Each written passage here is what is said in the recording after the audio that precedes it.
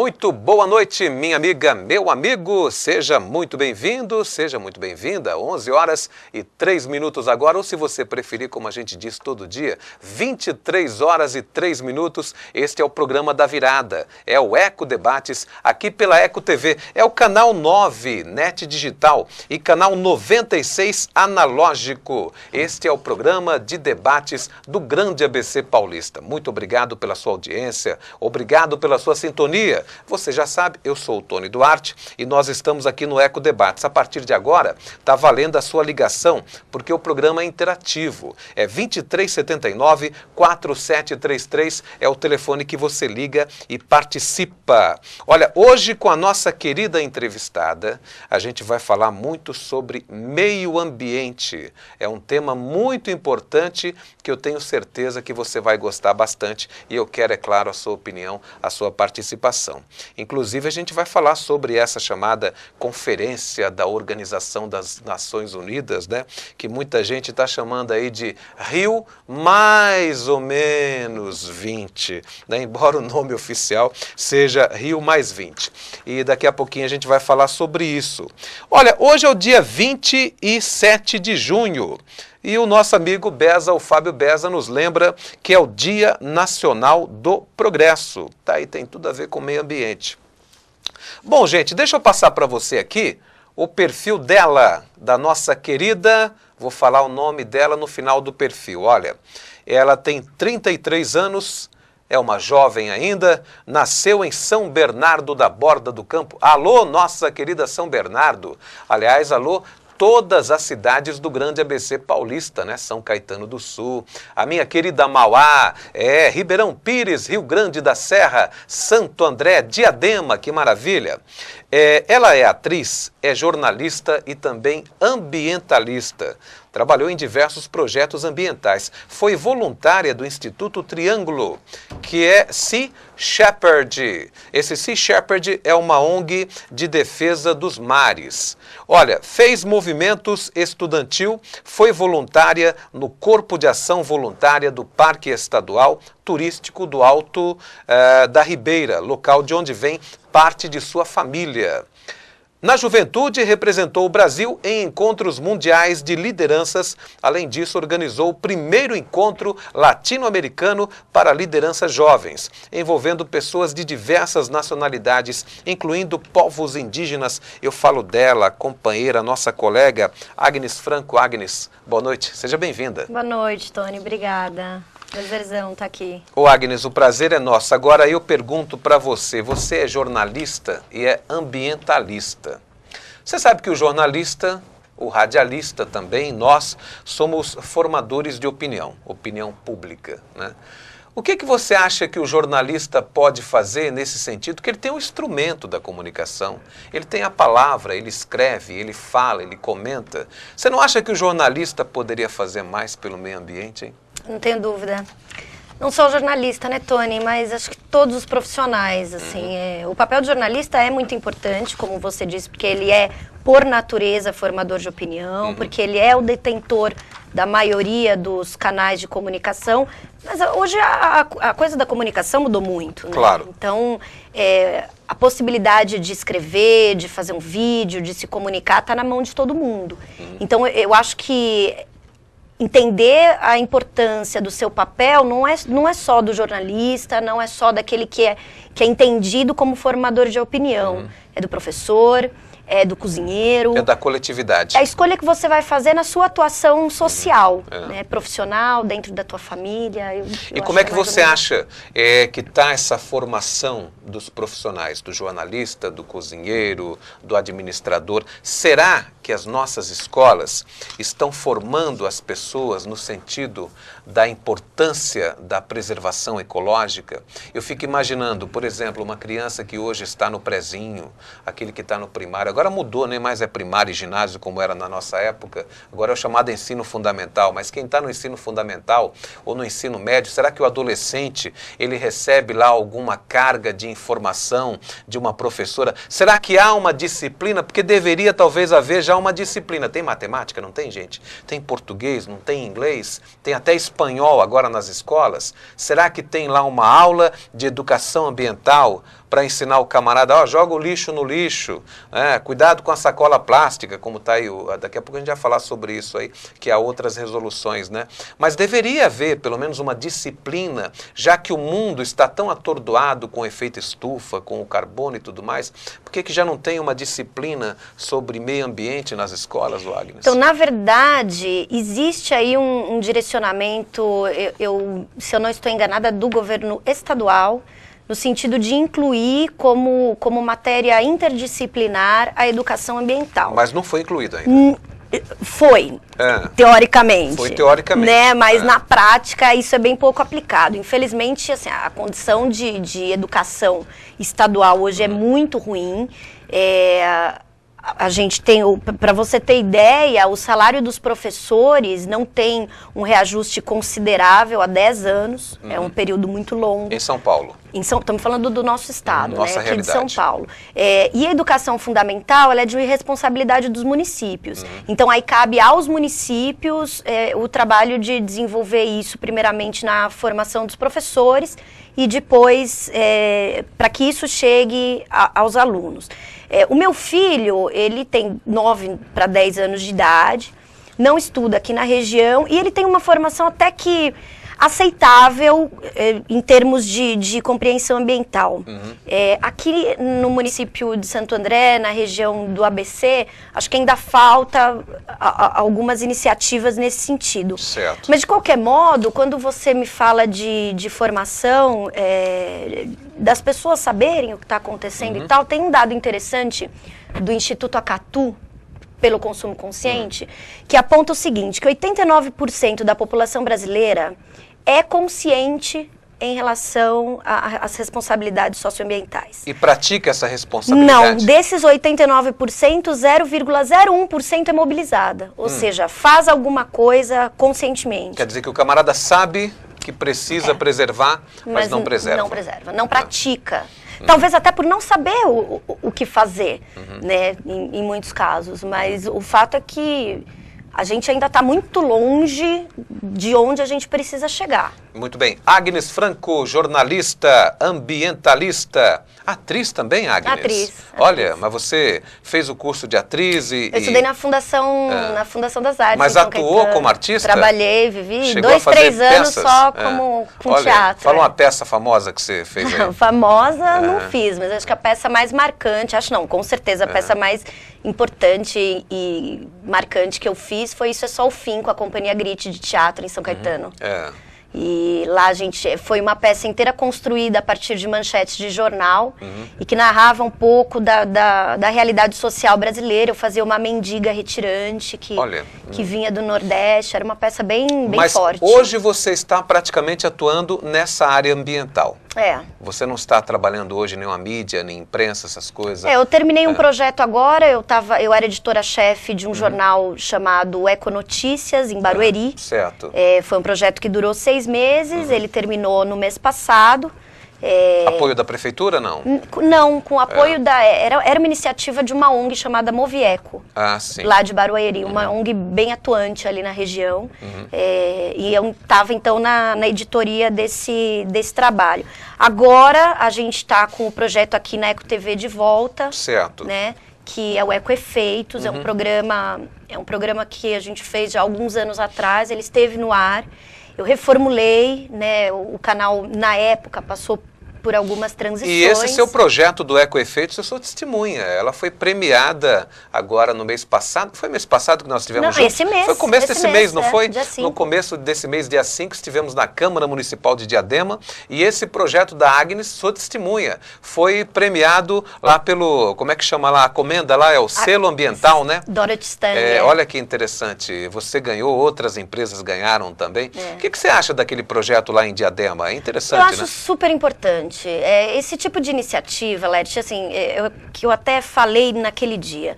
Algumas pessoas dizem, pô, mas é só um selo, um troféu, não tem dinheiro. A questão não é dinheiro, a questão é incentivo. É o símbolo também, exatamente. Né? E é uma iniciativa da Câmara de Diadema que é super louvável. Porque a gente precisa desse tipo de incentivo para tocar esse tipo de projeto. Esse selo ele é oferecido para empresas, né? Então ele foi oferecido para o canal, pelo fato de o canal ter pego este projeto. Então fomos premiados os dois, o canal Eco TV e o projeto Eco E o projeto. Aliás, em tempo, gente, são projetos, na verdade, de várias empresas, que são projetos que se dispõem a cuidar e a se interessar pelo meio ambiente, né? Nessa linha. Que tenham responsabilidade socioambiental. Olha que interessante. Gente, eu vou continuar conversando com a nossa colega a Agnes daqui a pouquinho. E a gente vai falar, é claro, você participou da Rio Mais 20? Rio Mais 20 ou Rio Mais ou menos 20? Mais 20 foram 20 anos depois. Tá mais para menos ou para mais? Né? Bem menos, viu? Bem menos, né? Bem menos. A gente vai conversar sobre isso daqui a pouquinho, depois do intervalo comercial.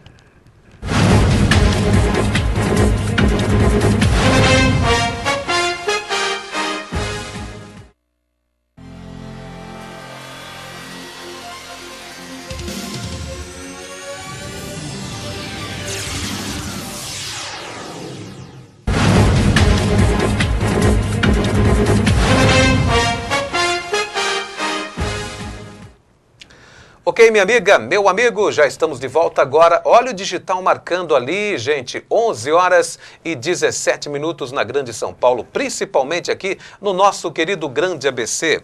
Esse é o Eco Debates, o programa democrático e pontual e debate pontual de ideias. Bom, eu estou aqui com o jornal, que é o Diário do Grande ABC. Um abraço, Ronan, um abraço, Everson Dotto, nosso amigo, é o presidente da CISA e diretor do Diário também. Elton, dá um close aí no nosso querido Diário, que é o nosso principal parceiro. Afinal de contas, nós extraímos, como diz o termo jornalístico, chupamos, hein, gente? Mas é o termo, chupamos entre aspas, é o termo jornalístico para quem se serve de notícias de outras fontes. E nós fazemos isso com muito orgulho, porque o Diário é um parceirão.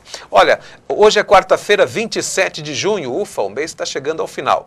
PSDB vai com Salles, se Aydin não decidir hoje.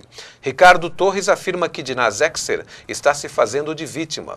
O presidente do PSDB de Santo André, Ricardo Torres, deu ultimato ao prefeito Aydin Ravin, PTB.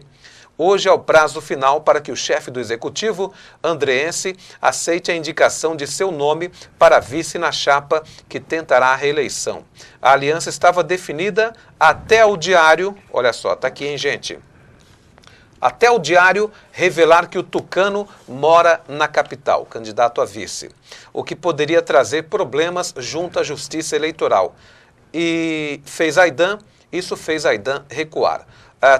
Torres reclamou da atual vice Dinaz Exer e sinalizou a ida da legenda ao encontro de Raimundo Salles, do PDT, que já vislumbra a união e diz que irá fazer a melhor proposta da história do PSDB.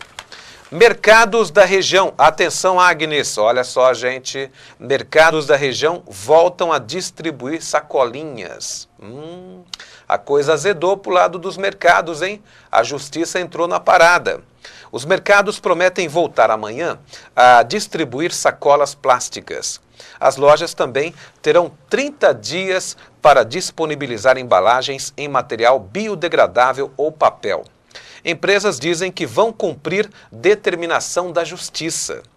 E a Associação Paulista dos Supermercados vai recorrer. Agnes, você como uma pessoa da área, o que você acha dessa questão da sacolinha? Então, isso aí, na verdade, foi um acordão da APAS, né? Que é a Associação Paulista dos Supermercados. Ah, mas é para preservar o meio ambiente, não é, Agnes. Né, Tony? Não é. Assim, existem aí... A primeira questão... as pessoas usam as sacolas como saco principalmente de lixo, saco né? de lixo. Então, se não usar sacola, vai usar outro saco. Essa é a primeira questão. E só que vai ter que comprar o saco, né? Exatamente. Então, vai arder no bolso de alguém e é do consumidor. Segundo ponto, que eu acho que esse é o ponto mais perigoso dessa questão toda.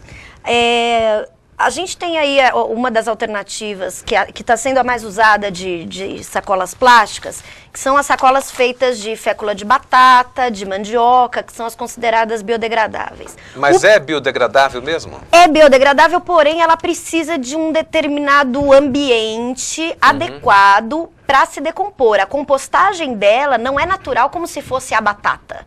Né? Existe todo um processo. Não é em qualquer lugar que você pode jogar, né? Não é. Assim como existe um outro tipo de sacola também biodegradável, que vem um produto químico, e aí vai consumindo tudo aquilo e tal. O problema é que a liberação de metano é muito grande. E a gente não tem usinas de compostagem com capacidade suficiente. E descobre outro. Exatamente. Então, assim, a coisa não é bem assim como se diz.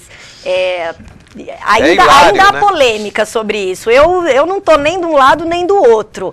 Mas é importante a gente saber bem como é que funciona. Você sabe que eu já falei isso aqui mais de uma vez, eu desde o começo, quando vieram com essa história da proibição das sacolinhas.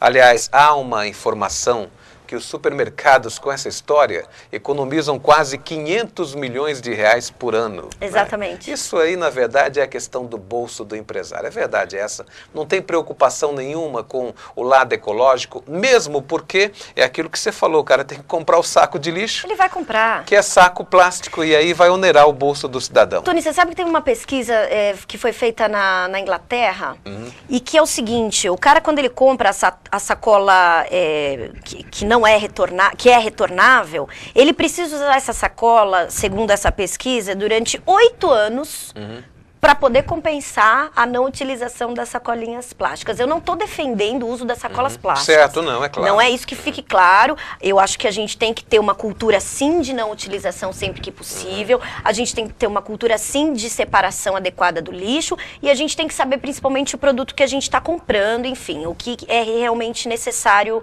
ter ou não ter. Mas o buraco é bem mais embaixo. Eu também acho. E o que causou espécie, que eu lamentei mais quando isso aconteceu, foi que, na verdade, esse acordo foi feito entre a chamada APAS, né, que é a Associação Paulista dos Supermercados, envolvendo o Ministério Público e o PROCON. Que é lamentável, porque, volto a dizer, é lamentável porque o PROCON e o Ministério Público são duas entidades, duas instituições que nós temos uma dívida muito grande com eles, porque são aqueles que, na verdade, falam por nós junto às autoridades e junto à justiça. E é lamentável que eles tivessem pactuado com uma história dessa. Mas, desculpa te contradizer um pouco, Sim, fica à vontade. Tony, mas assim, na verdade não houve um pacto. O que aconteceu foi o seguinte, quando a APAS determinou para que os supermercados associados tivessem essa postura, eles tiveram imediatamente. A APAS disse, não, peraí, vamos preparar o consumidor. A APAS e o Ministério... A APAS não, perdão, a Procuradoria, né, e o PROCON. Aí sentaram, fizeram um acordo, olha, então vocês vão ter um período X para que o consumidor se adapte. Que não se adaptou. Então, não, me parece que não, alguns sim, outros não, enfim. Mas o que é importante disso tudo é que precisa haver um processo de mobilização muito maior do que dizer pode e não pode. Né? Você precisa trabalhar esse consumidor no sentido de educação para que ele... Repetindo o que eu disse, para que ele saiba, Agnes, qual é a consequência de cada um dos seus atos. Né? A questão do direito adquirido. A sacola plástica está aí no mercado há praticamente 30 anos, desde o final dos anos 70 praticamente, e aí o camarada está acostumado com aquilo, é um direito que ele tem, é um direito adquirido. Se você quer suprimir isso em nome da defesa do meio ambiente, do desenvolvimento sustentável, você precisa apresentar soluções, como a sacolinha, como você falou, biodegradável, ou a sacolinha de papel, como era antigamente, e não deixar o consumidor na mão, né, sem receber aquele direito que ele sempre, é claro, utilizou. A gente tem aqui algumas outras notícias. Notícia da segurança policial é baleado em shopping de São Caetano. O policial civil Carlos César Curatomi foi baleado depois de trocar tiros com assaltantes no estacionamento do antigo shopping São Caetano. Ele foi levado ao pronto-socorro Albert Sabin e de helicóptero que desceu na Avenida Goiás. Seguiu para o hospital na zona leste da capital. Ele estava de folga e havia saído do banco na região.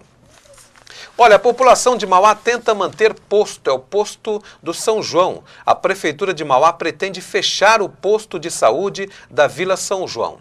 Olha, eu não vou falar agora, no momento, a autoridade ligada à administração, à gestão de Mauá, a Prefeitura de Mauá, porque nós estamos em tempo de eleição, né? Então, de repente, eu falo o nome de algum político. Quando eu falo o nome de algum político aqui, é porque foi noticiado pelo Diário. Então, o Diário assumiu a responsabilidade, o compromisso. Nós estamos divulgando a notícia que está no Diário.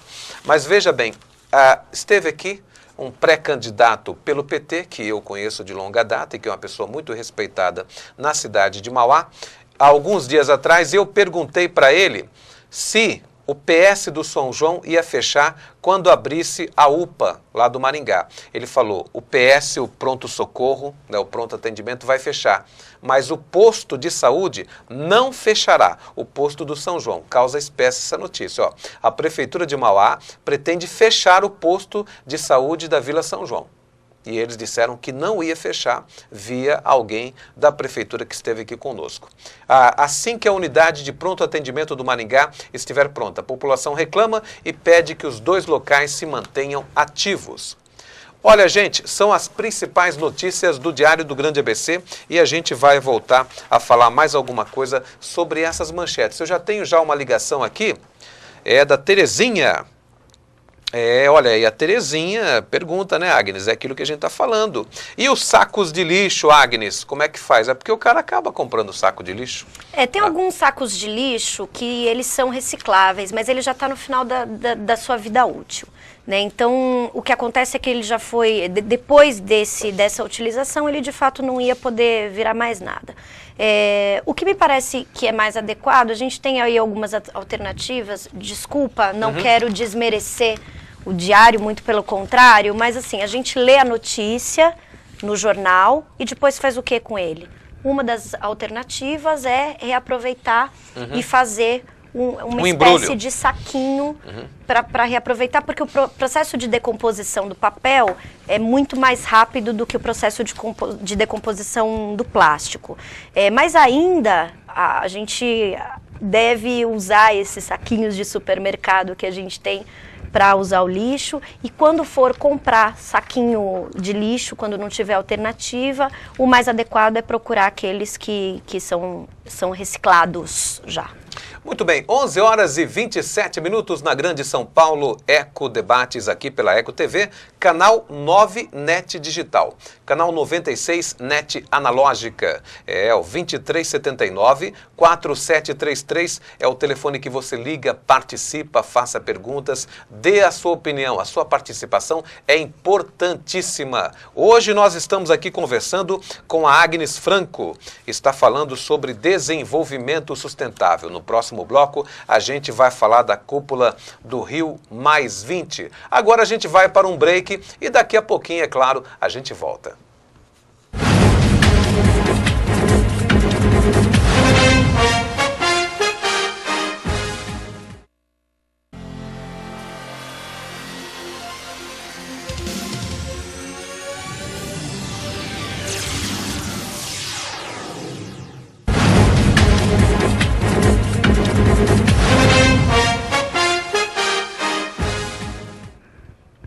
Onze horas e 31 minutos na Grande São Paulo. Meu amigo, muito boa noite. Nós estamos concorrendo com o jogo, né, Agnes? Estamos concorrendo com o jogo. E parece que o Boca fez um gol. Olha só. Eu queria até mandar um olá para o meu amigo Martin. Parabéns, Martin.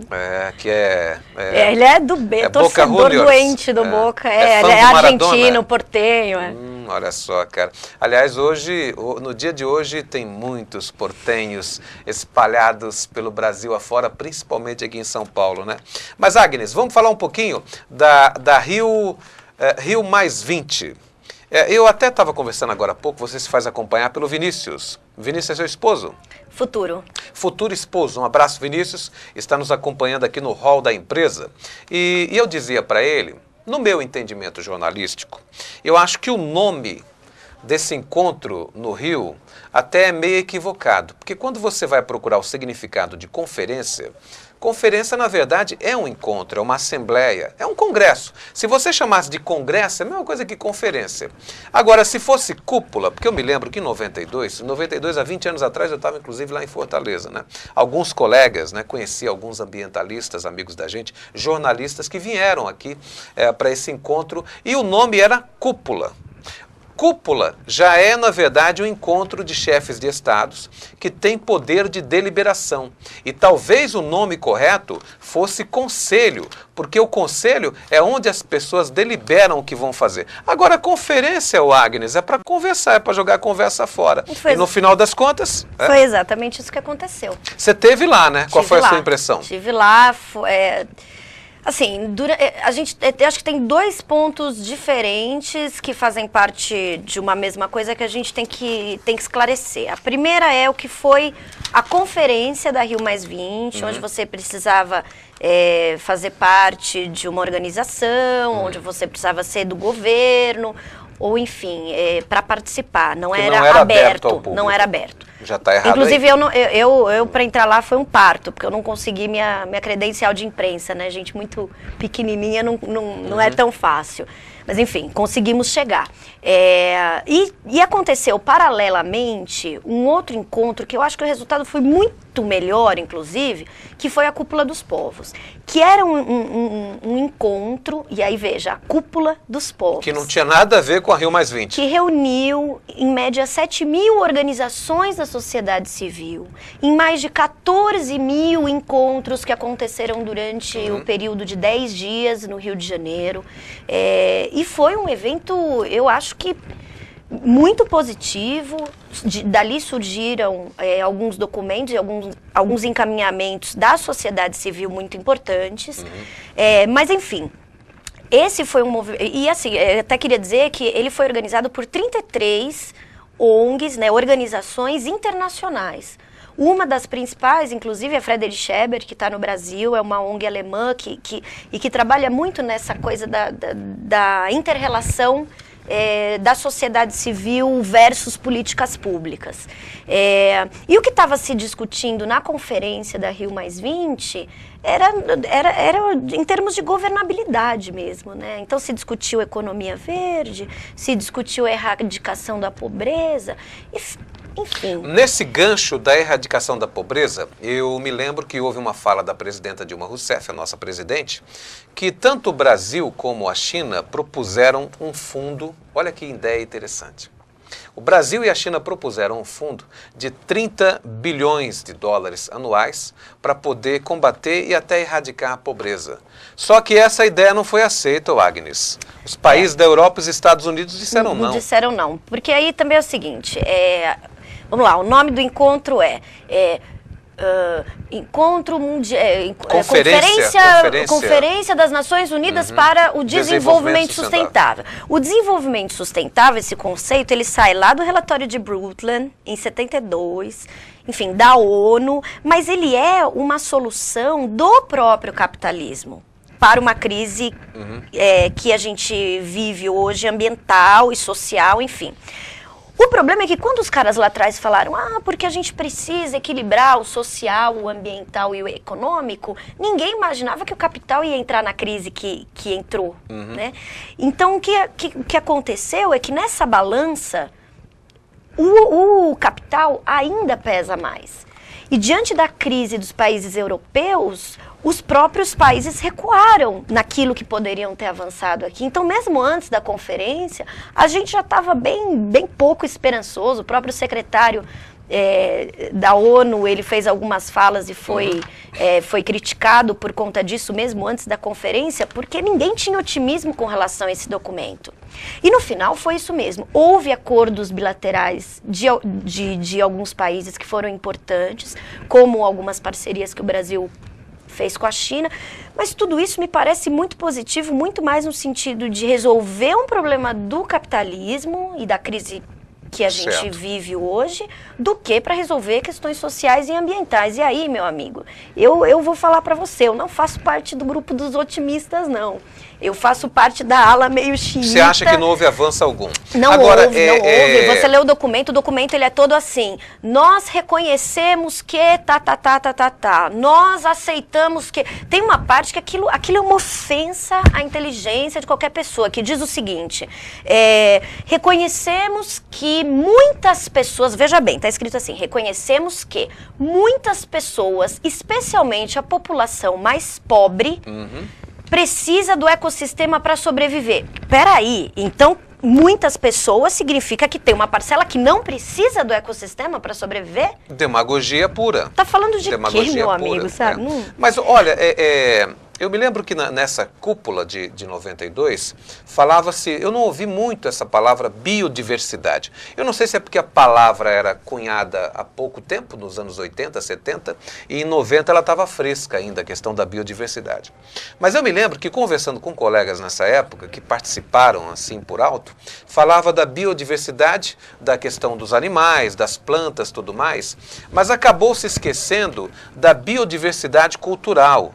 Porque, na verdade, por exemplo, quando você expulsa o aborígene lá da Austrália, aonde ele vivia naquele habitat natural dele, quando você expulsa aqui o índio da Amazônia, aonde ele também vivia naquele habitat natural, você está desprotegendo a floresta, porque aquele camarada, aquele nativo, ele zela pela floresta, né? Justamente. Ele zela pelas árvores, pelos animais. Essa é a chamada biodiversidade cultural. Esqueceram isso lá em 92. Esqueceram de novo agora? A questão dos aborígenes na Austrália é um absurdo. Quando você pega a tabela de IDH, você vê que a Austrália é um dos países que tem o melhor índice de desenvolvimento humano. Mas a condição do aborígene, do nativo, é degradante, no Agnes. No mundo todo, né? No mundo todo é assim. E você sabe que um exemplo que a gente pode usar, eu posso falar disso, tu no começo do programa disse que minha família é de Iporanga, ali que fica dentro do Parque Estadual Turístico do Alto Ribeira.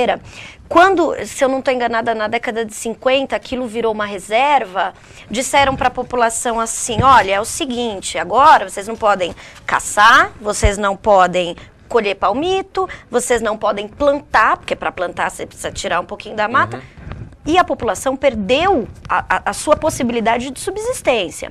E aí começa o tráfico de palmito, e aí começa a caça ilegal, porque quando você tem uma população que depende daquele ecossistema, vivendo dentro daquele ecossistema, esse tipo de coisa não acontece. Quer Lógico. Dizer, pode acontecer, mas enfim, não é o padrão.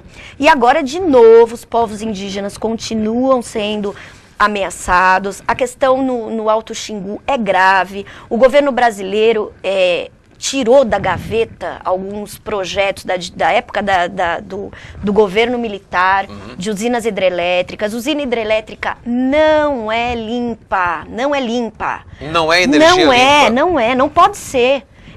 Um lugar que vai, uma obra da dimensão que é uma usina hidrelétrica e o impacto que e vai o provocar, impacto social e ambiental que provoca, não pode ser chamado de energia limpa, pelo amor de Deus. Ela pode ser chamada de qualquer coisa, menos de energia limpa. O Agnes, o Augusto manda um abraço aqui pra gente. Augusto, muito obrigado pela sua sintonia. Ele pergunta aqui qual o passo para cuidar do meio ambiente, ou seja, na sua opinião, qual que é a fórmula para se resolver esses problemas ambientais? Augusto, na minha opinião, eu acho que tem duas coisas importantes. A primeira é tomar para si as responsabilidades do impacto que você, que eu, que todos nós geramos no meio ambiente. Então, o que você compra, você sabe de onde vem?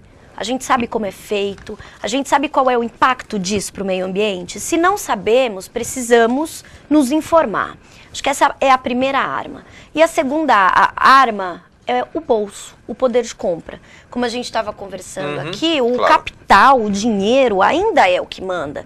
E o que a gente busca, a sociedade tem buscado, e até os governos vêm buscando isso, é um caminho do meio aí. A gente ainda não tem essa solução. O mais próximo disso é o desenvolvimento sustentável. Então, o que você compra é importante, o que você faz é importante. Escolher bem os seus representantes também é importante. Muito bem, 11h42, mas eu quero focar nessa questão do meio ambiente local, porque a gente fala muito, é claro, do meio ambiente, a coisa macro, né? Mas o local da gente tem muita coisa que eu acredito que poderia ser feito. Vamos já falar sobre isso. O Jorge de São Caetano, um abraço, Jorge.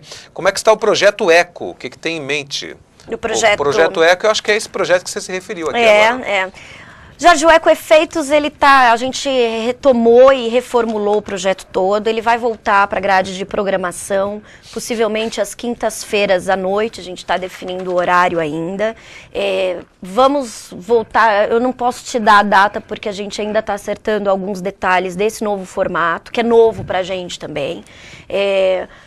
Então, o que a gente tem buscado agora são os patrocinadores, porque ninguém vive também de luz, a gente não consegue fazer o programa sem ter os nossos parceiros. Então, a gente vem buscando parceria para esse programa e estamos na fase final de desenvolvimento do nosso primeiro programa, que é o que a gente chama de programa piloto. Mas logo, logo estamos voltando no ar, né, Tony? Deixa eu fazer uma provocação para você em cima dessa questão local. A gente vai para um break, mas deixa eu ficar aqui a pergunta elencada, Agnes, porque é aquela velha história, a gente fala de floresta amazônica, nós falamos da desertificação cada dia maior no deserto do Saara, por incrível que pareça, que para baixo do Saara tem um local chamado Sahel, e o Sahel também, que tinha alguma vegetação, está virando, amigo, deserto. Daqui a pouco o deserto chega no Golfo da Guiné, né? Que não era, antigamente ali tinha vegetação. Mas, por exemplo, aqui nós temos o Tamanduateí super poluído, que nasce aqui na Gruta de Santa Luzia, em Mauá. Aí nós temos o Tietê podre, o Pinheiros mais podre ainda. O que pode ser feito para a gente resolver a nossa problemática local do meio ambiente? Daqui a pouquinho a gente volta.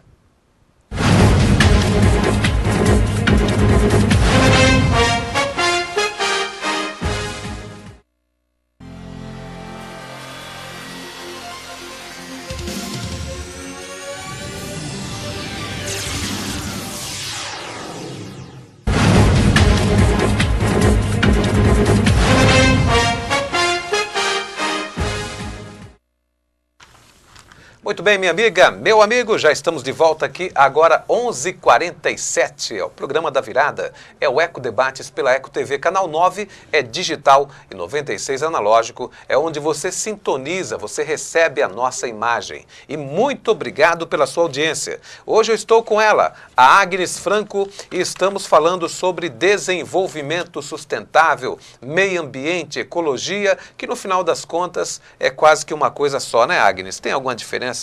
Essas expressões todas, no final das contas, quer dizer uma coisa só? Ecologia seria o estudo do meio, né? E como no meio tem gente, tem casa, tem tudo... Se torna meio ambiente... Acaba sendo a mesma coisa. E o meio desenvolvimento é onde a gente vive, né? Sustentável. Mas a gente falava, antes de ir para o comercial... Desculpa.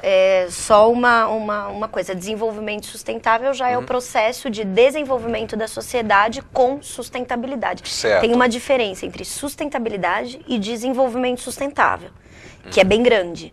Sustentabilidade é a capacidade que a gente tem de ter as mesmas condições de qualquer coisa a longo prazo. E desenvolvimento sustentável é o desenvolvimento da sociedade, da tecnologia, de tudo com essa sustentabilidade. Certo. Dentro dessa questão do meio ambiente, eu coloquei uma coisa bastante pertinente à nossa realidade social. Porque muito se fala desse desenvolvimento sustentável, da questão ecológica, de se preservar o meio ambiente, mas isso se fala muito na questão macro. Você pega, estão acabando com a floresta amazônica. Olha...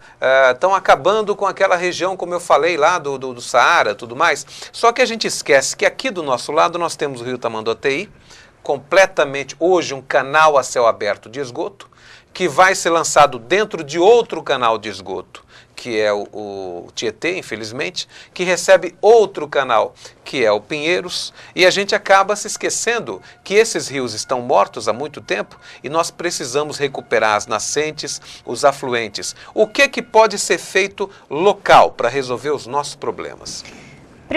Primeira questão é a seguinte, É muito importante isso que você perguntou, até te agradeço, Tony, porque uma das preocupações principais desse nosso novo programa aí da grade é exatamente essa, é a mobilização ecológica urbana. Né? O grande problema, inclusive da devastação dos ambientes naturais, floresta, mar e tal, é a consequência da nossa vida urbana. Né? Aí você cita, por exemplo, a questão do Tamanduateí, do Rio Tietê, e aí a Billings, enfim, a gente tem todo um complexo hidrográfico aí seriamente ameaçado. Então, assim, a primeira coisa é a cobrança ao poder público. Né? Aqui em Santo André, por exemplo, a responsabilidade do tratamento do esgoto, distribuição de água e tal, é do Semasa. Outros municípios, em Diadema também tem uma autarquia própria, e outros municípios aqui da nossa região são da Sabesp, enfim, cada um tem uma realidade. O Tietê, por exemplo, a Sabesp diz, olha, a gente promete que até 2018 o Tietê vai estar limpo e 100% do esgoto vai estar tratado, se não 100%, 98% do esgoto vai estar tratado. Mas espera aí, e o esgoto que chega no Tietê, por exemplo, passando pelo Tamanduateí? E as águas que vêm da chuva, né, e que acabam indo também parar na rede de esgoto, como é que faz isso? Então, assim, a cobrança junto ao poder público é fundamental, mas tem também o papel do cidadão enquanto indivíduo. Por exemplo, Tony, eu não uso, algumas pessoas vão falar, nossa, mas que moça porca. Eu não uso detergente toda vez que eu vou lavar louça. Tem coisas que eu uso que não precisa usar sabão. E mesmo aquele que está escrito biodegradável, não é tão biodegradável mas você fala da questão urbana, mas nós temos exemplo de cidades no mundo, como por exemplo Londres, nós temos lá o Tâmisa, que é um caudaloso rio que já foi muito poluído. Talvez até nos anos 50 e 60, 70 também, quando começou o processo de despoluição, o Tâmisa era tão poluído quanto o nosso Tietê, o Pinheiros. E lá o Sena também, em Paris, era muito poluído. Mas, Agnes, os caras conseguiram recuperar aquilo. Por que não recupera aqui? Falta vontade política? Então, falta sim vontade política. Eu fiz uma matéria há pouco tempo até sobre a questão do esgoto e foi impressionante. Eu passei uma semana tentando saber de quem era o filho, né? Porque os órgãos, eles vão passando a responsabilidade uns para os outros, no fim não é responsabilidade de ninguém.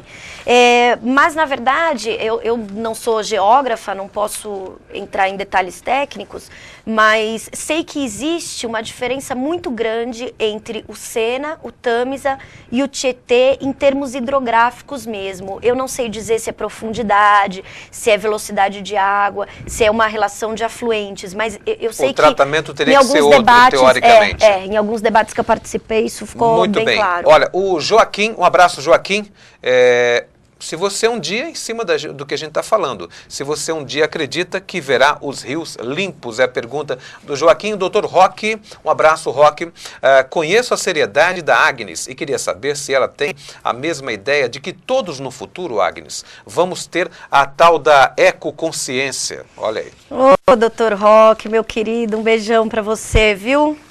Tem que fazer o rock ecológico, né, o Dr. Roque? Ele é uma figura incrível, eu respeito demais esse parceirão. Olha, Dr. Roque, vou pedir licença para o senhor, vou responder primeiro a pergunta aqui do Joaquim, se eu acredito que eu vou ver rios limpos. Joaquim, se eu não acreditar nisso, meu amigo, eu não acordo amanhã. Ele já teria desistido, né?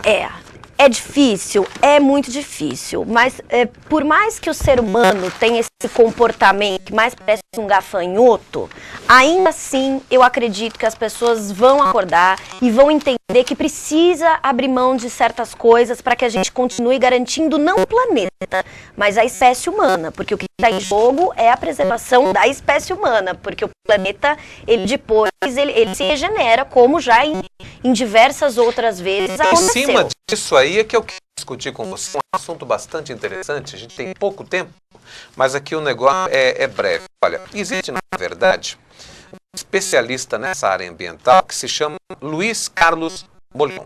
E ele é professor da Universidade de Maceió, a Universidade Federal de Alagoas. Entre outras coisas, o Luiz Carlos Molion, ele apregoa que o gás carbônico não provoca o efeito estufa. E aí ele cita o caso dos anos 30, 40, quando a temperatura da Terra era em média 2 graus acima dessa nossa temperatura média. E é claro, até uma criança sabe que nos anos 30 e 40 a emissão de CO2, do gás carbônico, é muito inferior, milhares de vezes inferior. E naquele tempo ele disse que a temperatura era muito mais alta. Aí ele cita um outro fato. Isso é científico, ele tem comprovação científica.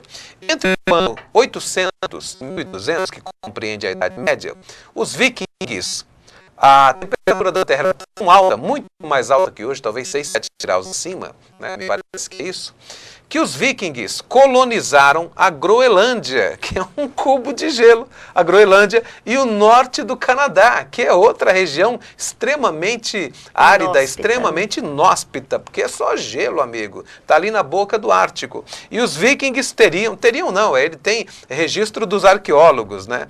E disse que naquela época a Terra era muito mais quente e não tinha queima de carbono, não tinha carro para queimar carbono. Como é que é essa história, Agnes?